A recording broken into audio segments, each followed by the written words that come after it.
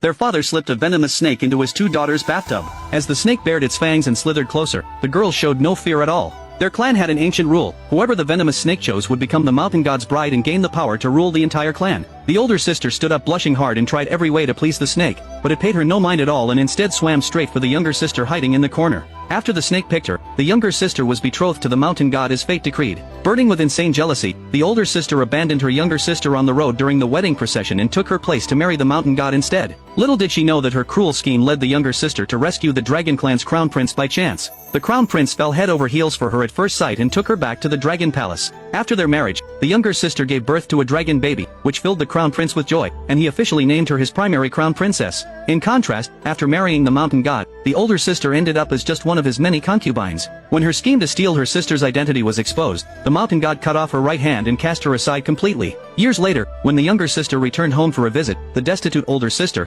consumed by jealousy, poisoned her food and killed her. But when the younger sister opened her eyes again, she found herself reborn on the very day of the wedding procession. To her shock, the older sister did not aim for the mountain god like in their past life. Instead, she rushed straight to the stranded dragon clan crown prince. The younger sister instantly realized her vicious older sister was also reborn and planned to steal her destiny from the previous life. However, the older sister had no idea that saving the crown prince was easy, but bearing his dragon child meant enduring tortures worse than hell. A cold smirk tugged at the younger sister's lips, and she decided to let her older sister take on all that suffering. Soon, the envoys of the dragon clan arrived, and the crown prince publicly took the older sister's hand, announcing he would take her as his secondary concubine for saving his life. The older sister was overwhelmed with pride and mocked the younger sister for being useless right then, completely unaware that danger was creeping up on her. A few days later, the older sister's grand wedding ceremony was held in splendor. She wore a bright red wedding gown and held the crown prince's hand, not missing a chance to sneer at her younger sister from across the crowd. The younger sister simply watched quietly, waiting to see everything unfold. When the crown prince personally handed her a cup of wine at the ceremony, the older sister caught a sharp stench right away. It was Realgar wine,